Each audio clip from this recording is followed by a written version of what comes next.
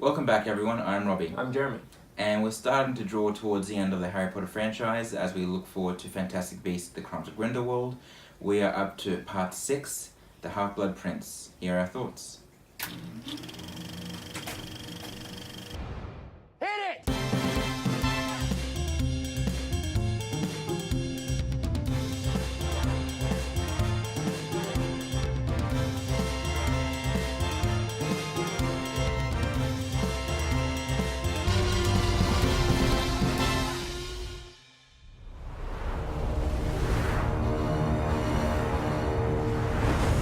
This place has known magic. Very dark. Very powerful.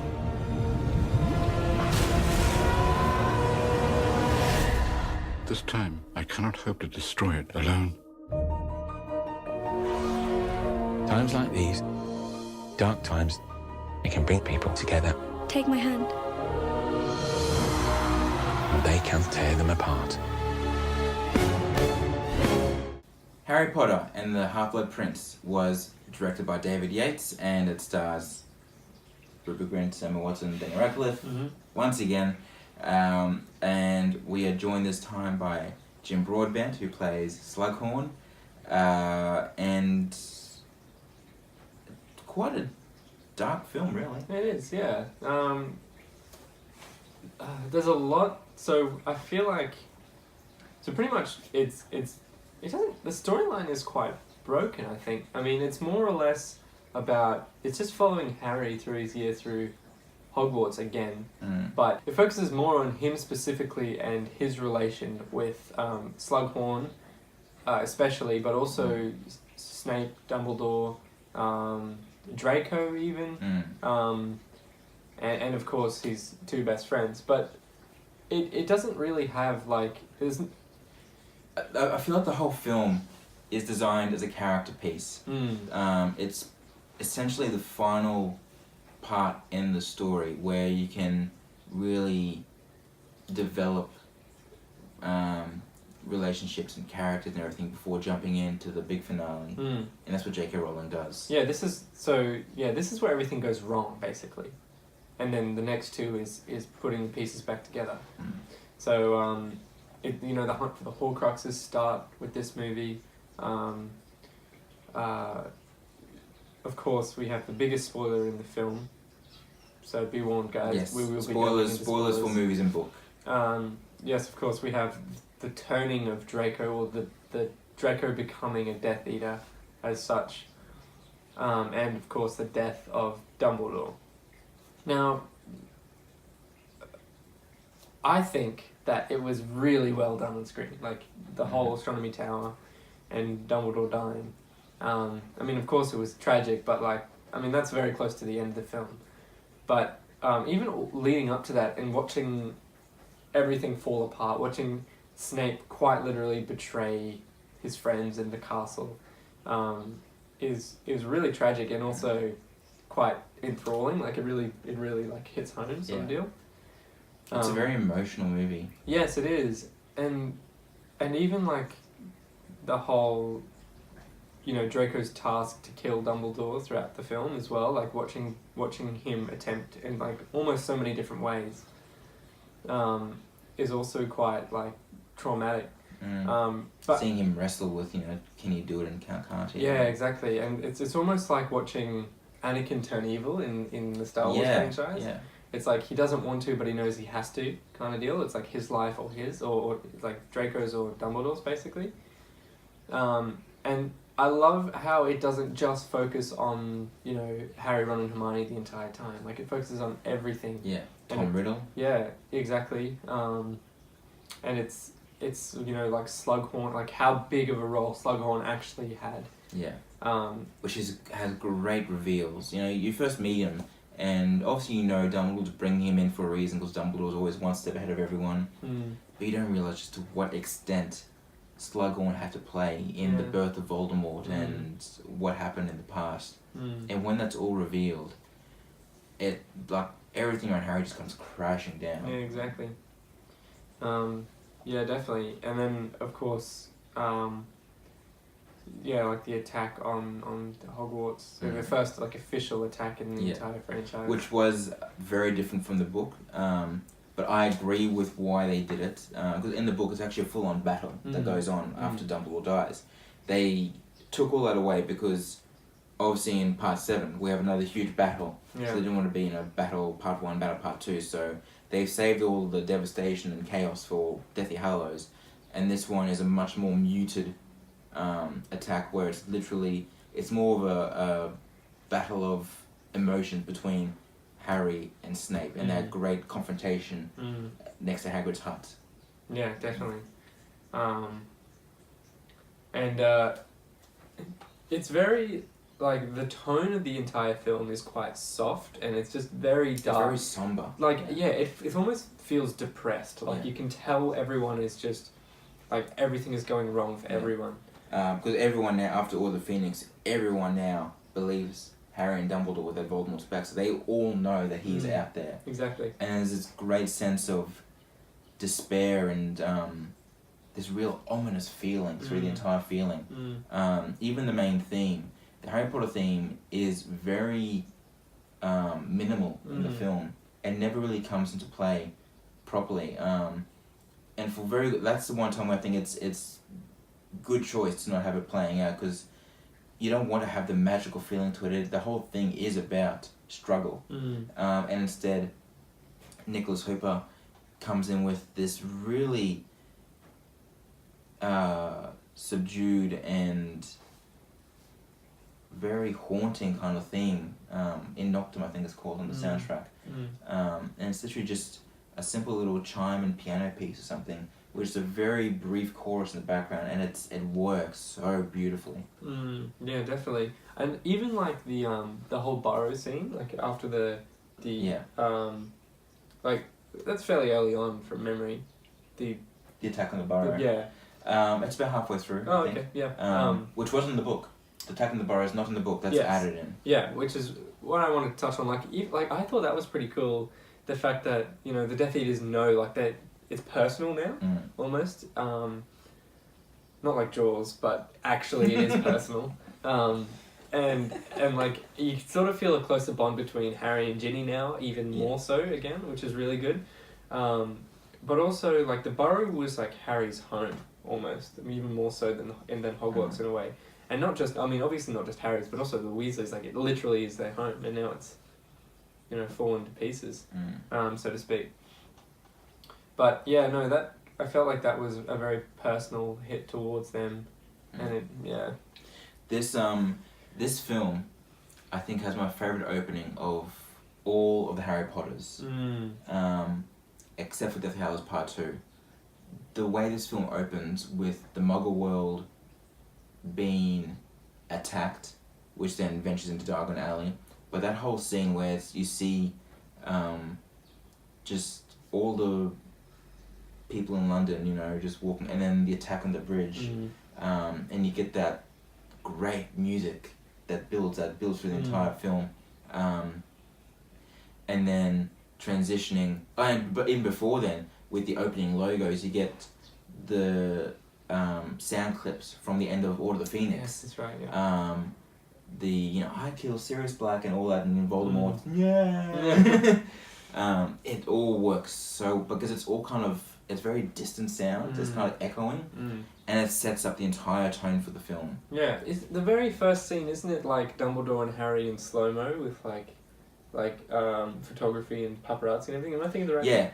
And it's the paparazzi flashes, the transitions. Yes, and things like that. That's right. Yeah, I thought that was awesome. And then you can see the curse on Dumbledore's hand from the ring as well.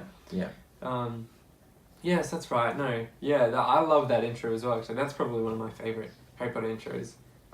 Likewise, very creepy. Like, that's your first sort of realization that this is a dark film. I don't think you see the curse on Dumbledore's hand just yet. I think it takes place a bit after that, because they draw attention to it when Harry is taken by Dumbledore to visit Slughorn. Or maybe I'm thinking of a different scene. But it definitely... I thought I remembered seeing at least maybe the ring on his hand or something. Maybe. I can't remember. There's so much in these movies. Yeah, there it is. They almost blur together. which is, I guess, is a good thing. I mean, it is one giant story. Yeah, that's right. Okay, so Jim Broadbent as Slughorn. He's such a good job. He's so good. Jim Broadbent himself is a amusing actor to watch. He's got very funny expressions and he's such an oddball at times, and he works very well as Slughorn. Just the moments he has when he's trying to avoid Harry in the corridors, when Harry's trying to get the memory out of him, is so funny because they're just they're so human. Yeah. Like they're things that people can relate to. When you come down the corridor and you see someone you don't want to talk to, you're like, oh yeah, that's right. I forgot something. you just make stupid excuses to walk away. Yeah. It plays into that. And I think one of my favourite scenes though isn't even any of the dark moments. It's when Harry drinks the Felix Felicis. The whole Aragog scene and like the funeral of Aragog. Yeah, and the dialogue between Harry and Slughorn is very, very good, and Daniel Radcliffe actually does an exceptional job of that bit. That would have been such a change of pace Harry, for him. Sir. Yeah, it's almost like they made the Felix Felicis, like Liquid Luck, act like a drug on Harry, which I guess technically it is a drug essentially. Yeah, but it's like that would have been such a change of pace for Harry, Daniel, who's been so serious and melodramatic throughout the film, and then all of a sudden he's like, oh, Liquid Luck, now I've got to be really happy and fun. Yeah. Yeah. Yeah, he does it very well. Like you feel like he's being controlled by this thing. Yeah. And it works really, really well. Another element that comes into play, which I think this film balances much better than Goblet of Fire, is the teenage stuff. So this one brings into play the whole boy-girl attraction between them. And it's there, it works well, it develops the characters, but it doesn't take over from everything like Goblet of Fire did. Yeah, definitely. There are scenes that are dedicated to it, but it's, a handful of scenes. It's not an entire half of the film. But at the same time it pays off because you got the whole cursed necklace thing, and you've got the poison chocolates and everything. Like, it's all there. It all works well. It all ties in so well. That all leads to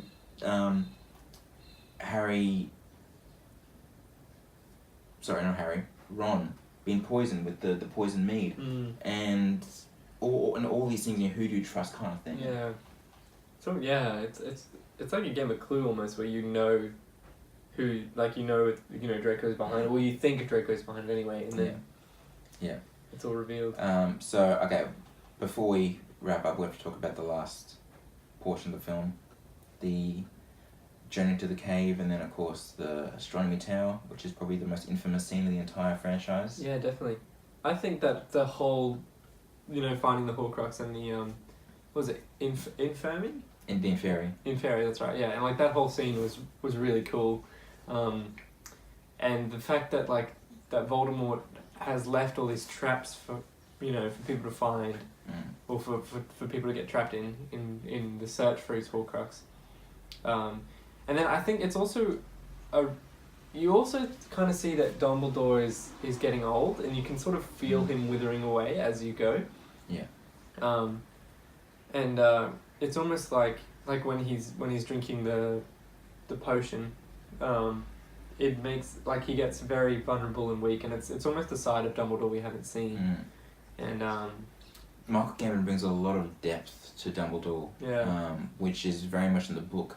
And when you watch the series as a whole, and you go from, obviously we can't really include Richard Harris's, unfortunately, but when Michael Gambon steps in Prison of Azkaban, that arc that Michael Gambon pulls off, going from when we first meet Dumbledore in Azkaban, where he's this crazy, eccentric Dumbledore, through to almost being the grandfather-like figure in Half-Blood Prince, who is ready to sacrifice himself for Harry. That arc is so beautifully played out. Yeah, definitely. Yeah, it's he brings a lot of depth that isn't present in the movies, more so in the books, like what you just said. But like I was saying, it's almost as if I mean, he obviously does, but he knows he's going to die soon, so he's almost like he's acting differently.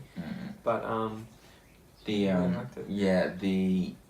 bit when Harry has to force feed him the liquid is really hard to watch. Michael Gambon's acting there is heartbreaking. Yeah, definitely. Because you're not used to seeing Dumbledore as this frail old, vulnerable old man who is begging for his life essentially. It's very unnerving and it is unpleasant to sit through. No, when he screams like "kill me" and stuff, like just kill me. That bit was difficult to sit through. And then so the astronomy tower. That scene. Dumbledore almost knew, like he had everything planned out from the start, and this is where it sort of comes together. Like he knew Draco wouldn't be able to kill him. Like he needed Snape to kill him, and like that whole, Snape telling Harry to hide, almost as if like Harry's trusting Snape to go up there and fix everything, and then all of a sudden, Snape's the one that kills him, and it's just like heartbreaking for Harry because he thinks to himself he could have done something, but he was a fool for trusting Snape, and then like that whole scene is. I'm glad they stuck to the actual dialogue and way it plays out in the movie to the way it happens in the book, because J.K. Rowling did it so perfectly where it's so minimal but so effective, where all you have is Malfoy standing there and everyone thinks, yes, he's not going to do it. You can see him lowering his wand almost. And then Snape steps out from behind and you think, he's safe. Snape's his bodyguard essentially. And then you hear Dumbledore saying, Severus, please, thinking, and to the audience you're like, oh, he's begging, for help. But really, we know what else is going on, which we're not going to say because it's revealed in Deathly Hallows.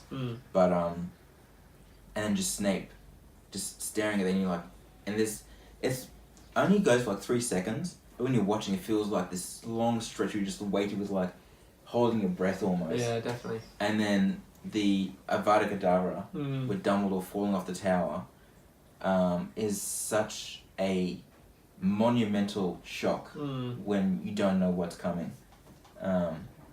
I unfortunately got it spoiled in the books, so I knew it was coming. Well, you can't say it's spoiled in the books. I mean... No, before reading it. Oh, really? Yeah, I had a classmate spoil it for me, so I knew it was coming before the books, which sucks. So it's like the biggest, one of the biggest spoilers in... I guess you could say books. Yeah, I had this kid sitting in front of me in class, and he just turned around and like, Snape kills Dumbledore. I'm like, thank you.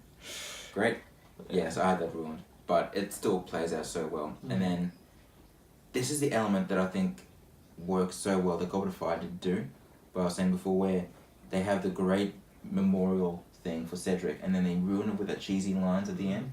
This one doesn't do it, where you have Dumbledore's death, and then all play with words. You have, no words. You have them all raising their wands in unison. And the music is great as well. And then you have a brief moment with McGonagall, where all she really says is, Dumbledore really had a care for you or love for you or something. That's all you need. And then you have Harry, Ron, and Hermione at the top of the astronomy tower. Harry says he's not coming back. You have forks flying over and fade out. Yeah. Perfect. No cheesy one-liners to ruin it, and it carries through so well. Yes, definitely. Something else we didn't really talk about is the flashbacks. No. Oh my god, the pact that Snape made. Oh yeah, the unbreakable vow. Unbreakable vow. That's right. You realize Snape had such an important duty because Draco wasn't going to kill Dumbledore, especially after he saw Snape show up. So Snape had to kill Dumbledore or else he would have died. From the unbreakable vow. That's also something that plays quite a big role, I guess in Snape's arc more so than anyone else's, but I almost had forgotten about that actually. And one last little bit we haven't mentioned yet is young Tom Riddle in the orphanage, and then seeing all those flashbacks through to when he meets Slughorn and everything. Done very well. The very young kid who plays young Tom Riddle is actually Ray Fiennes' nephew. Yeah. He was creepy. He was. I mean, he did a good job. He did a very good job. And then, even though we'd already seen Tom Riddle at the age that he is later on in Chamber of Secrets, I thought the actor who they cast worked very well. You believe it's the same guy. Yeah, definitely. And it fleshes out so well. So yeah, overall, obviously very positive feelings towards the film. What do you give it? 5 stars. One of my favourite in the franchise. Definitely 5 stars for me as well. You're the chosen one, Harry. You have to realise who you are. Without you, would leave the fate of our world to chance. You have no choice. Harry, no! You must not fail. It's over. From Warner Brothers Pictures. It has to do this. Fight back, you coward! Fight back!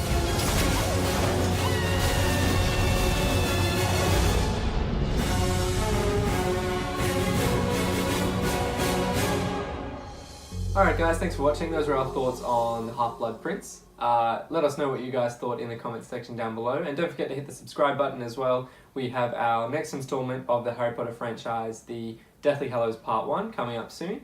And that's it for today guys, and we'll see you at the movies.